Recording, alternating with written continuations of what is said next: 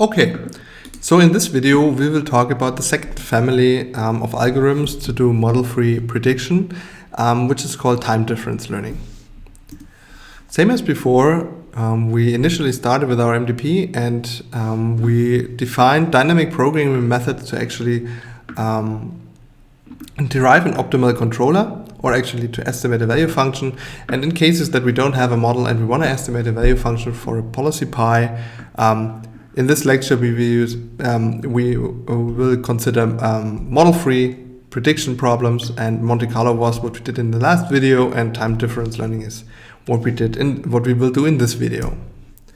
The assumptions in this video are actually the same, or the assumptions of time difference learning are actually the same than those from Monte Carlo policy evaluation. We know the model of the environment, and it can be described by an NDP. We just don't know the MDP completely. So we know that there is a discrete state and action space, S and A. We can interact with the world given some policy pi, and we receive the experience samples from the environment in such a form, but we do not know P or R or both.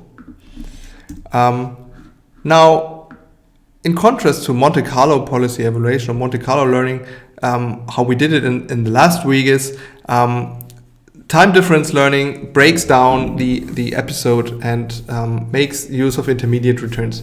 So in Monte Carlo learning, we did run an episode from some starting state until a terminal state, and upon reaching this terminal state, we went all the way up through the starting state to calculate our returns, and we used these returns to actually through averaging estimated the value of all the states we encountered in this episode. Time difference learning, or the idea of time difference learning in general, is that we will not use like the whole sequence to actually calculate the return, but we want to use make of intermediate returns. So the first thing is that this actually allows us in the end to not having to wait until the end of an episode to actually updating our value function. So we can update our value function like on the go after getting an experience sample from the environment. We will update immediately our state value function. So we learn directly from the experience. We do not wait until the episode terminates. It's still model free. We do not need to assume any knowledge about the MDP, and we can learn from incomplete episodes, meaning that we bootstrap. So actually this is also something very similar to dynamic programming, where we actually bootstrap the value of a state given the successor states, and this is also the idea behind TD learning. We will see this at the end of this video. And the general idea of time difference learning, which really describes it in one sentence, is that we update our value function, we update the guess of our value function towards a guess of our value function.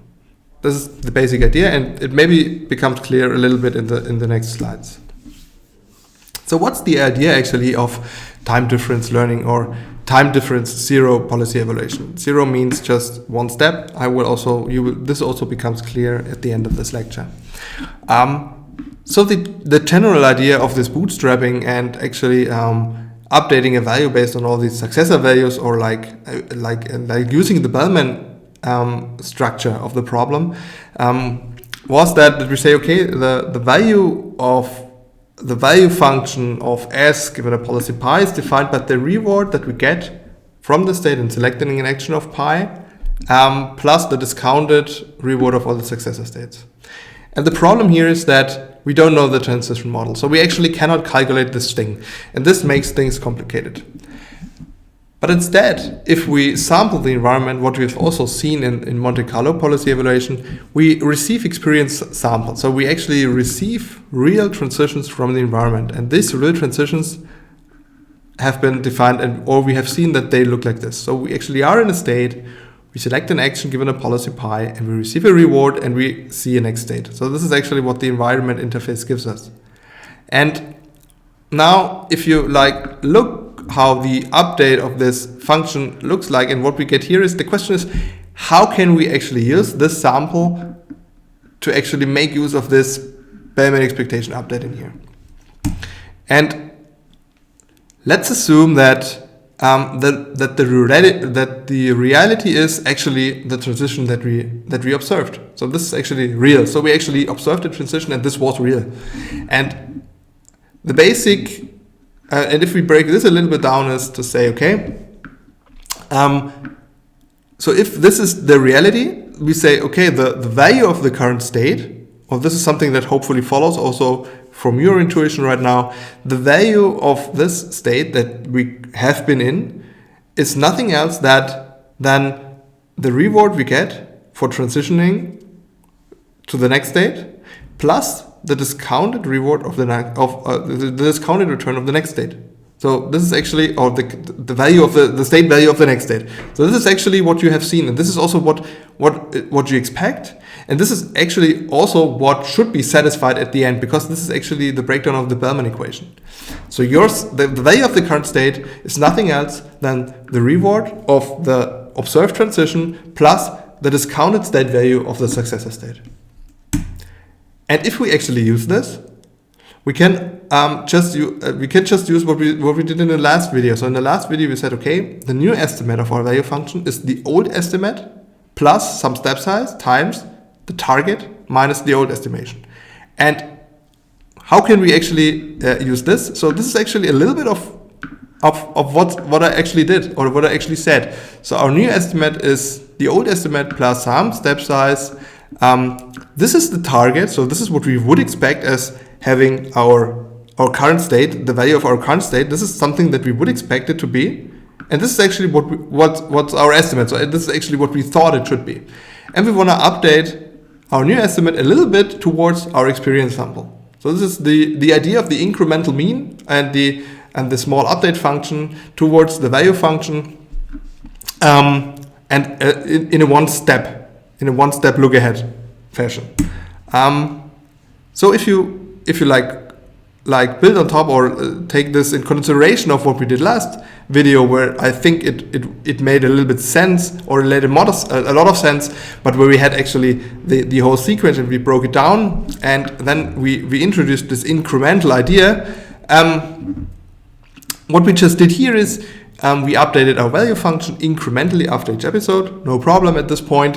And what we actually did is we updated each state with the actual return that we have seen in this sample. So this was actually a real sample, and we actually calculated the return of each of the states.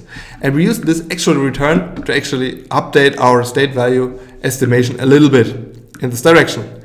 And now the idea is, if you just see one state and the state action reward sequence to the next state, how can you use this information?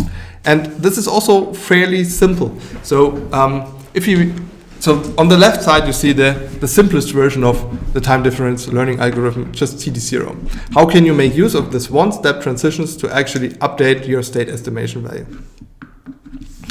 And then why don't we make it very similar to what we do on the right side? So on the right side we said the value of S is the value of S plus the step size in order to reduce the error. So this is actually the error, and this was the actual error, so the return minus our estimation or current estimate of the error, and we reduced it a little bit with alpha being the step size. Let's do it like this also in a one-step scenario. And this could be done like this. So your current estimation of your state value is nothing else than the current estimation of your state value some alpha, and also a step size towards reducing the error. So imagine that this was, in this case, the actual return of a state minus your estimation. But in this case now, you take the estimated return. And this is actually what we defined on the previous slide. So this is what you would expect it to be from a one-step look ahead. From a one-step look ahead, you would expect the return of the state to be the reward plus the discounted value of the next state. And this is what we just plug in here. We say, okay, our estimated return of the state is nothing else than the reward plus the discounted value of the next state. And we just plug this in. And in time difference learning, we call G hat like the TD target. So it's the time difference target. And this subtraction here, or this term, is so the time difference target minus the current estimated value of the state value function is called the TD error. And this just plugs in like as already we did it in Monte Carlo policy evaluation. But why should we actually do this? So the thing is, Monte Carlo needs sample trajectories. So we need to run the episodes all over from the start to beginning. They could be very long. Also, like if we have continual problems, there is no episode. So actually cannot run until the episode ends because it never ends. So in time difference learning, you can like really transfer experience from one state to the next state over an episode. You do not need to wait until the episode ends. A nice example is also used by Dave Silver in his lecture. Like if you drive with your car and you know that if you're very close to a cliff and you have some velocity, you will fall over the cliff and you will die. And the thing is, if you now observe a transition through the road until next to the cliff, you do not need to really run the episode until the end to know that it's not a good idea to be at the cliff. You can just like use the one-step transition from 1 to 1 to actually learn that this is not a good state. So you do not need to wait until you die in order to learn from your experience.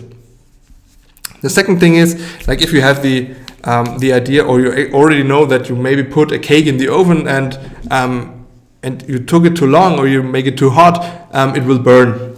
And like if you run certain experience examples like cooking and baking, and the thing is, if you once saw a burnt cake and you tasted it and it was really bad and you said this is a negative reward, and you see this the next time also, you do not really need to bite into the cake in order to know that it's not tasting good. So this is the basic idea behind. You can actually use the structure of different transitions in order to learn immediately from the episode. So you do not need to eat the burnt cake again in order to know that it's not tasting well. Okay, so putting things into an algorithm, it really it's very simple, very simply written down. So what you see here is the first visit Monte Carlo prediction that we also had in the last video. Here we just generated a whole trajectory, and from then when the trajectory ends, we looked over the trajectory starting from the back, we calculated the returns, and then we put them into a state value list in order to average from this in the end. So this is not the incremental version. Time difference learning, it's also very simply implemented. So in this case, you also just initialize your value function for all your states arbitrarily except of your terminal states, which is 0. And then you loop just over episodes, so you just run also in episodes, in this case, you really learn on the job while running through the episodes. So for each step of the episode, actually, what you do is you select an action, and the action is selected by providing the current state to your policy pi. Then you actually take the action in the environment, so you execute the action, and what this gives you from the environment is actually an actual reward. So this is like an unbiased sample from the environment. You get a reward, and you get also a next state. So this is what the agent environment interface provides to you. And you can immediately use this information to update your estimation, which is basically the update formula in here, which is really the same as on the previous slide. So your value of your the state value of S is nothing else than the state value of F plus some step size, which is a small value between 0 and 1 of the reward plus the discounted value of the successor state minus the old estimate of the state value. Then you just update your current state you're in and you go over again. And you do this until S is a terminal state, then the episode is over, and then if you want, you can run another episode with your agent. So this is actually the idea behind time difference learning. Okay, maybe in order to get some intuition about it, let's make 1 or 2 examples on it. This is a very special example, which is not really MDP related, so there's no actions in it, but it really shows you the difference between the updates of Monte Carlo and time difference learning. So the basic idea behind this example is that you're driving home from work, so you're in your workplace and it's over, and you drive home, and upon your route, you actually transit through a lot of states. The states are in here. This is actually your sequence that you go through.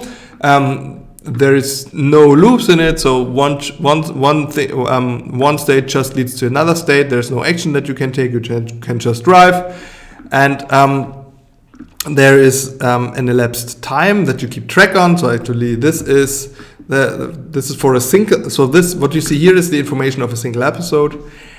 This is the time that you actually take when you transit through this. You take your value function or your current value function estimate to actually predict the time to go.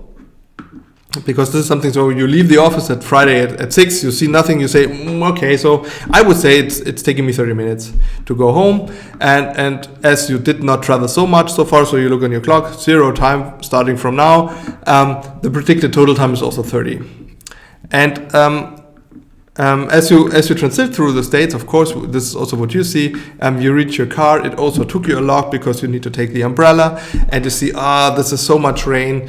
You already took 5 minutes, and you say, okay, with this rain, traffic is also hard, so it will take me more than 30 minutes to go there. So you update your predicted time to go, and also your predicted total time. So there's no actions involved. There's just a Markov reward process. The policy could be anything that you want. It doesn't matter. We just evaluate what's happening. The reward function is actually the elapsed time for each leg of the journey. So this is the reward that you get. The return for each of the state. The whole return for the episode is actually the actual time to go. So the predicted time to go is the actual return. In this sense then, and the value of each state is actually expected time to go. This is also the case in here. Okay, so let's just make an example and see if we have our current predicted travel times and predicted total times, how would we actually use this sample information in here to update our prediction. So how would we actually do this in Monte Carlo prediction? So in Monte Carlo prediction, we would just, for each of this state action sequence, we would just predict everything. And at the end, we will see, okay, this took us 43 minutes. This is actually what we received in the end. And now we assume, by the way, we assume a step size of alpha equals to 1 to make it like rigorous at this point.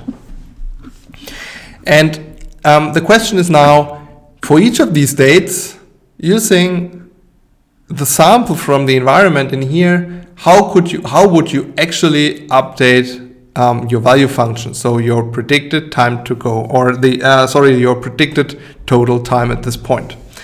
So in the final case, okay, the predicted total time was 43, and now you go from the episode from the terminal state to the beginning state, and for each of these states you will actually calculate the return GT. So in this case, GT is always the actual time to go, so it's a return. So meaning that it was the actual sample, so it took me 43 minutes, and at this point, like at the exiting highway example in here, it's just 43, which is what we actually took us, and 20, which was the elapsed time. So the predicted time to go is 23. No, the actual time to go is 23, and this is also what we wanted to predict at this point. So our sample suggests us that at this point our expected our total transit time was 43. We already traveled 20, and our estimate from the beginning was that it took us 50 minutes. And this actually leads us to an update of 8, meaning that we push this up to 8 at this point. So this is like a really heavy example because alpha is equal to 1, meaning that we push it up 8 until the actual outcome of the environment. So that we actually at all points will have a predicted total time of 43. So this is actually the difference in here, so between 35 and 43. And the question is now how would time difference learning actually make this update? And in time difference learning, it's quite more, I would not say complicated, but it's quite more one step look aheady. So in this case, we took the 43 as a basis, and you see that this is not the case in time difference learning. In order to update our current value or our current predicted time to go in this scenario, we would not use the actual return at this point, but we would use the expected actual return at this point. And this one is nothing else than the successor state, which has an elapsed state of 30, minus the current state, which has an elapsed state of 20. And what we do in here is we take the predicted time to go from this state onwards in here. So we will say, okay, from this state to this state was 10. We predict another 10 in here. And our previous, so this is the relationship. So if we took 30 minutes to here, and we then takes another 10 minutes to here, and this should be like making equal to this and the predicted time in here. So this doesn't match, and I want them to match. This is actually what we're doing here. So the elapsed time of 30 minus 20, so it's actually 10 minutes that it took us to go from here to here. And from here, if we are here, we would have like 10 as a predicted time to go. This is actually the estimated value of the next state, minus our current estimate from this state, and this is actually our update. So we would increase the value by 5, which is actually a one-step experience sample in this case. So in this case, all the updates that we do along our trajectory are always with respect to the successor state and not with respect to the actual outcome of the episode. So in the extreme case of alpha equals 1, we will update everything to the value of the next state. And in this case, we would put everything in the value of the last state. So this is the actual idea. In time difference learning, actually, there is also like an absolute grounding, which in this case will happen at the final state in here. This is the actual grounding, and everything in here is just updated towards an estimation, which was also a very biased, which was a noisy estimation. We updated our value towards a noisy estimation of the next state. This is what we did in this example. Okay, so a little smaller example, maybe to make things also clear from a different perspective. Assume that we have a simple MDP, and this simple MDP is a random walk example. So you have a start state in here, and what you can do is that you can just go to neighboring states, and there's a terminal state in here, and there's a terminal state over there. And there's always 0 rewards except transitioning from E to the terminal state by going right. Assume that we use a uniform random policy, just being 0.5 for going left and 0.5 for going right. And the question is now, the job is now to evaluate the value function. So the question is, how would the value function look like? What you see in here is the estimated value function over different episode or number of episodes that you experience from the environment. And what you see in here is that in the beginning, everything like your value is also initialized to 0.5 for everything. And while running through the episode, you will see from time to time that the state values actually change. They will start actually changing in here. So at the successor state, you will always update your estimates as a one-step transition, which will not change anything in between. But if you get at some point a reward at some point, you will change your value function.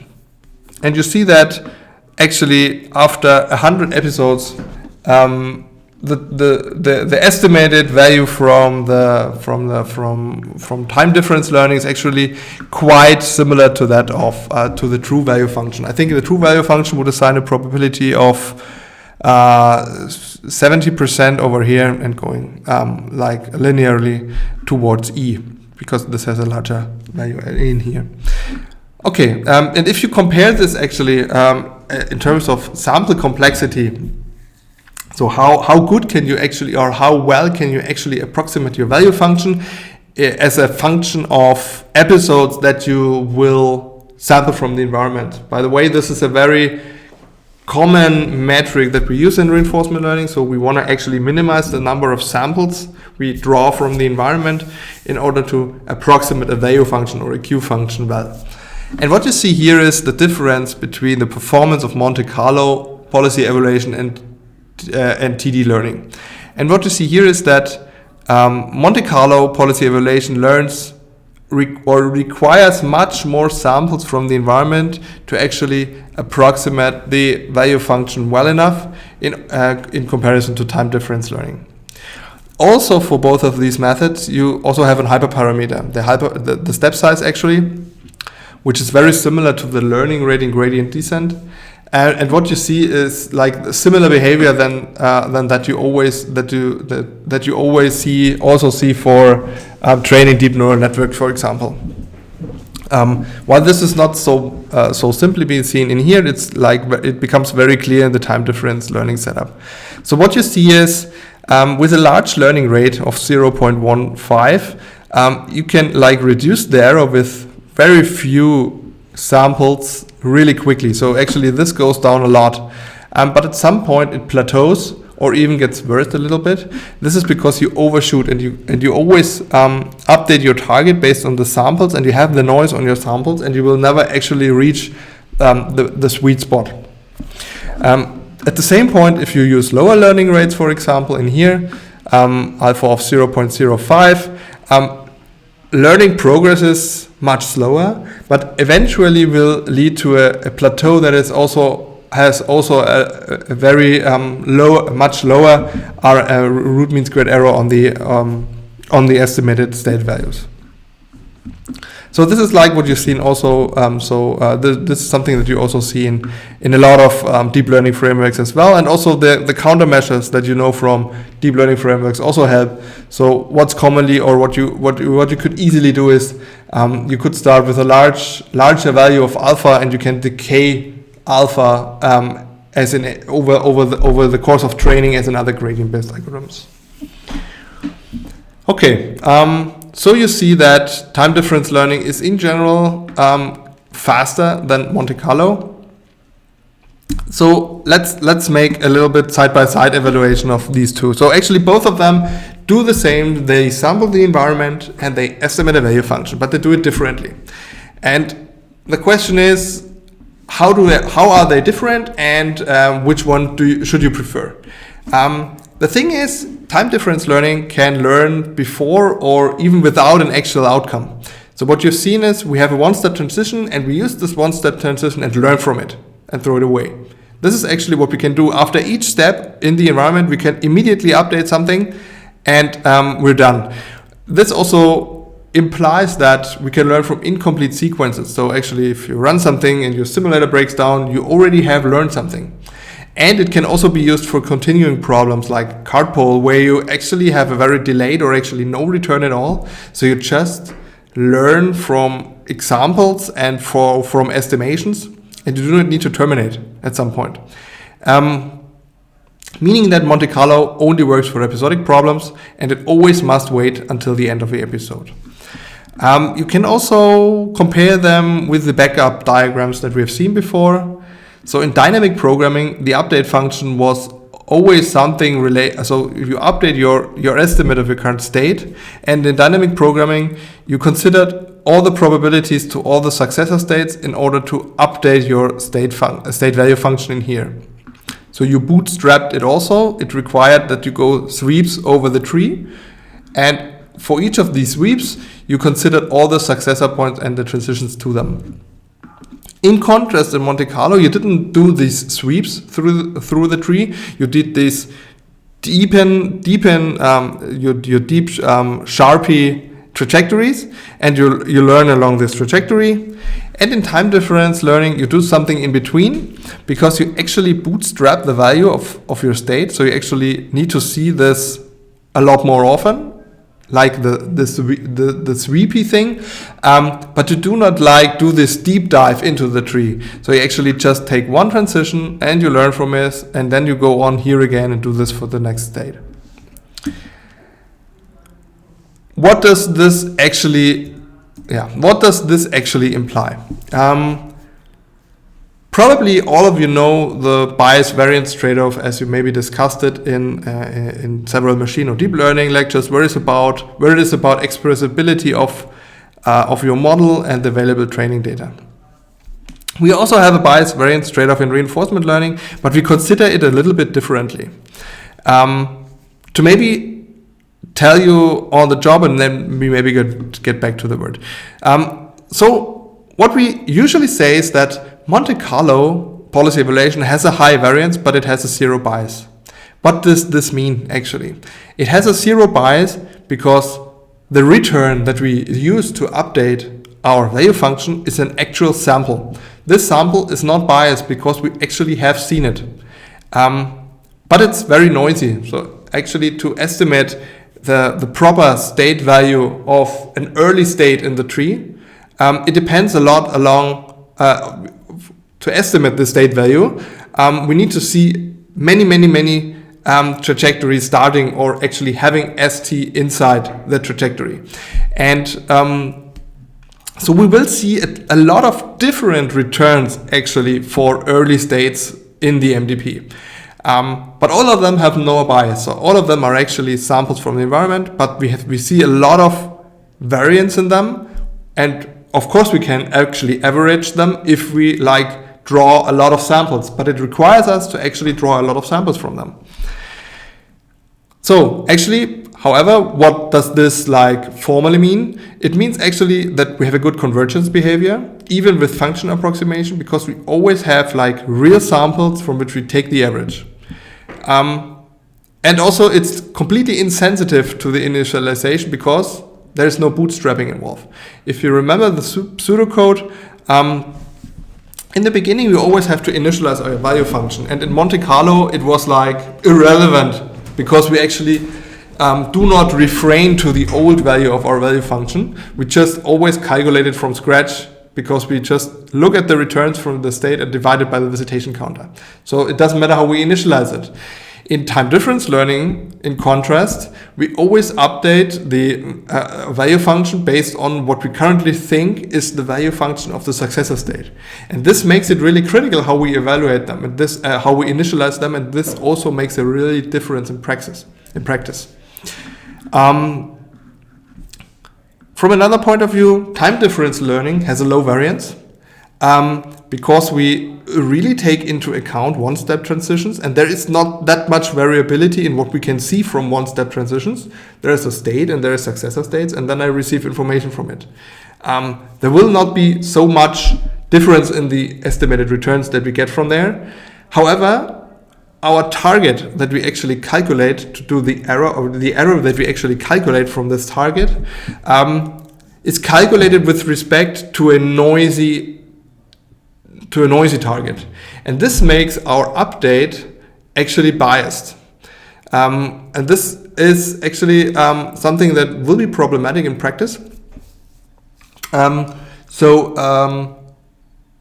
Especially when we talk about function approximation, this leads to a suboptimal convergence behavior because we always have moving targets, and moving targets is always bad. Remember IID. However, it can also be proven that TD0 eventually converges to pi 0 in the tabular case. So if we do not approximate anything, if we just maintain a table and we do this, it will eventually converge. But it's very sensitive to the initialization because actually of the bootstrapping. And but we will also see in the next example that in practice it is usually much more efficient in practice. Okay, why is it so much more efficient in practice? We also have seen this in the random walk example. Why is this the case? And we can really there's a very intuitive example why this is really the case. Imagine that we just do an example. Let's just make a guess on it. Just you're the agent and you need to evaluate the value function, and you see the following. So actually you have two states, A and B. There's no discounting in the states, and you see 8 episodes of experience. And what you actually do is, this is actually your experience. You have one episode, A 0 reward, B 0 reward, then you have 6 times seen B and gotten a reward of 1, and you have seen 1 time B and got a reward of 0. And the question is, if you now use this experience and you keep iterating on this experience, so you will always see, like in iterations, these episodes.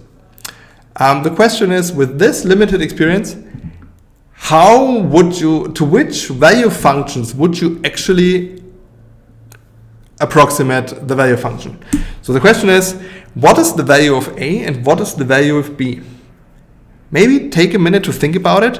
What is the value that Monte Carlo policy evaluation would assign to A, and what is the value that it would assign to B?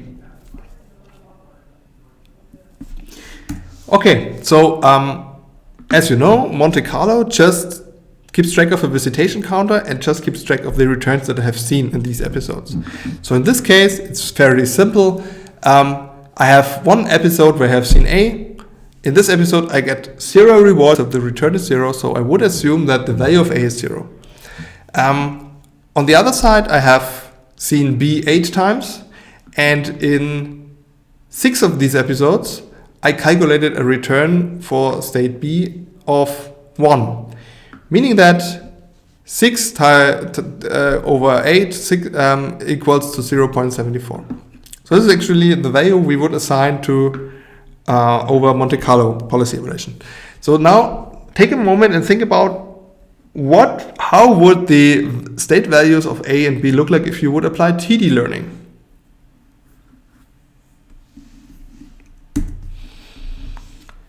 This is a hint.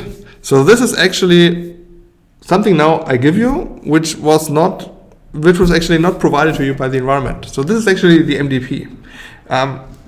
You start in either A or B, and if you start in A, you get a 0 reward transitioning to B. There's no other option to go, and from B there's a 75% of chance going to this terminal state while receiving a reward of 1, and 25% reward chance of going to this terminal state receiving a reward of 0.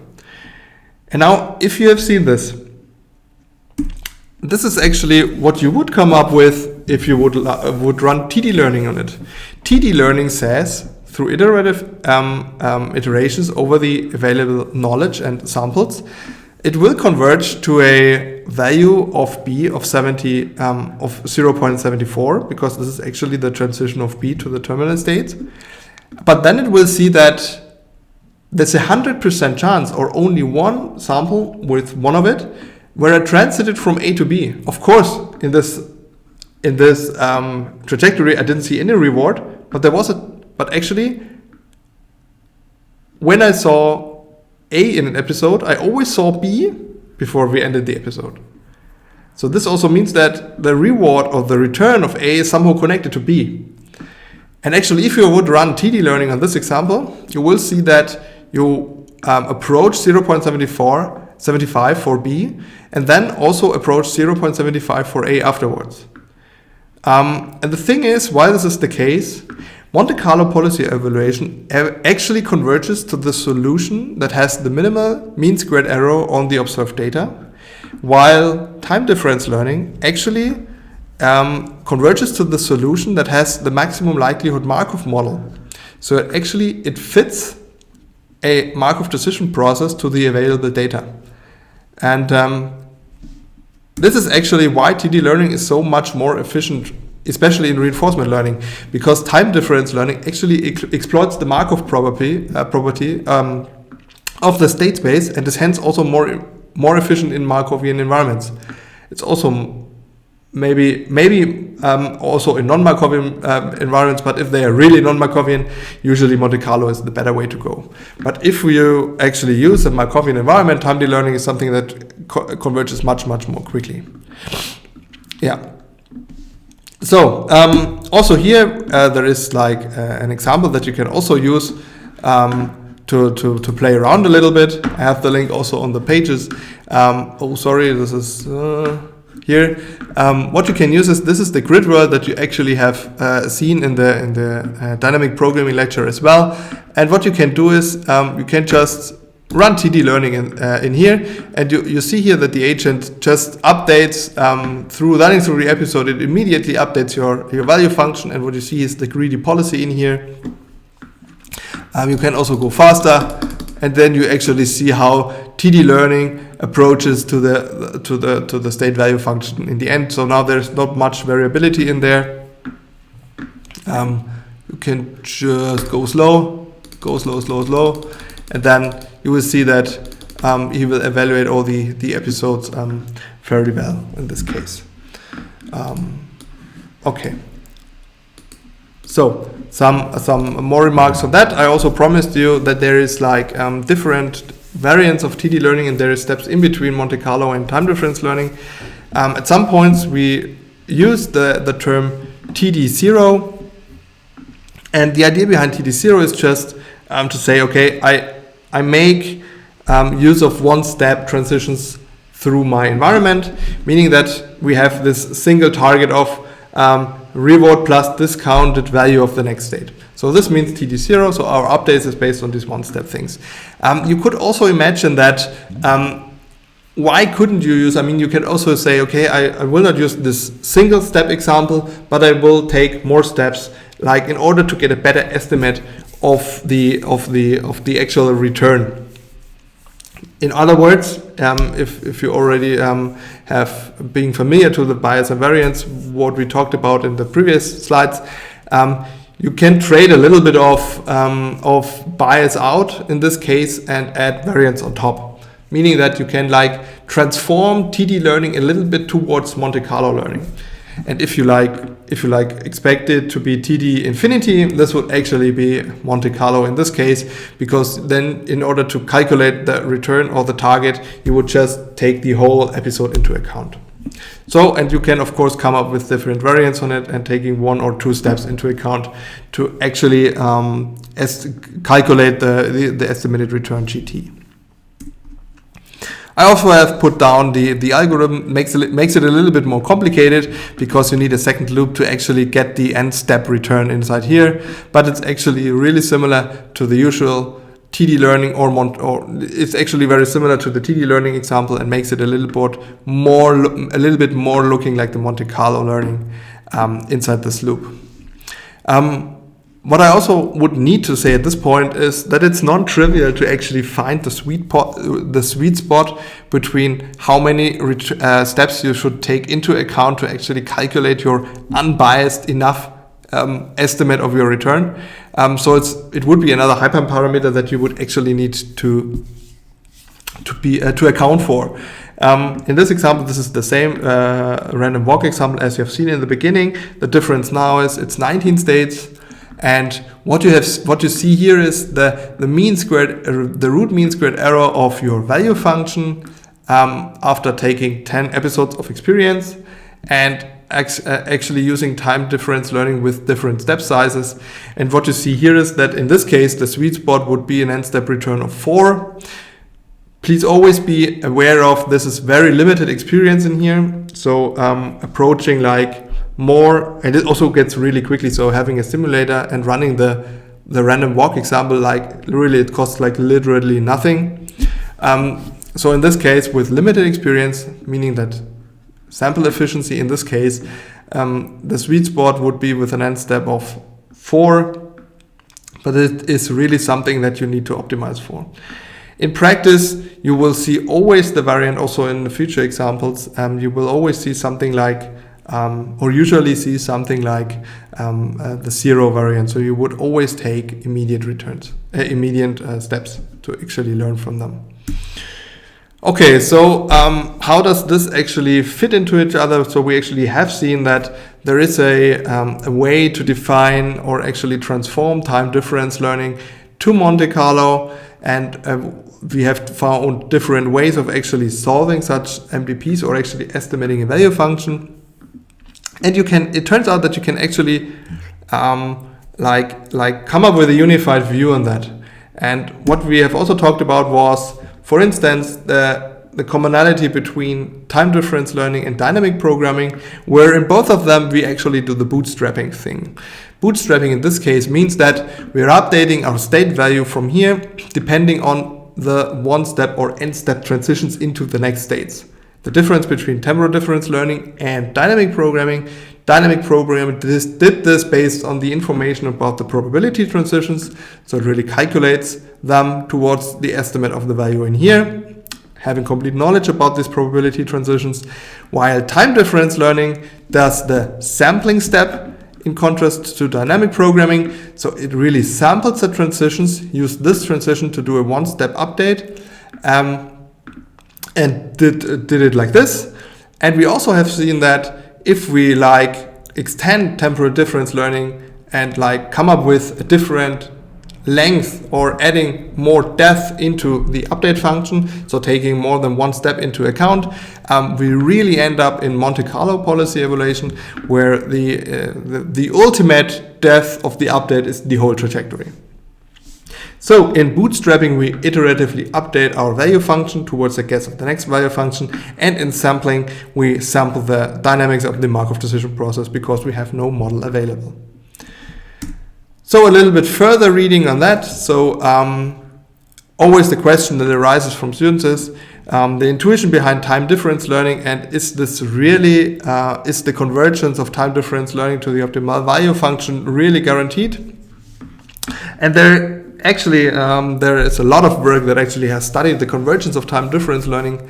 For instance, so if you want to read about it, there is a work by Richard Sutton himself, who actually studied the convergence and optimality of linear TD methods under offline training, which is always the thing with limited experience that we had on which we iterate. There is also built on top of that proofs that work that proves the convergence of TD0 and also extensions to Q-learning, which is something we cover in the next lesson. Inside in here, but it would be better to actually wait until you have seen the video of the next lesson. And there's also more studies in the context of Q-learning and SARSA, which we'll also have in the next video, but where we actually take care a little bit about the Q function more instead of the V function.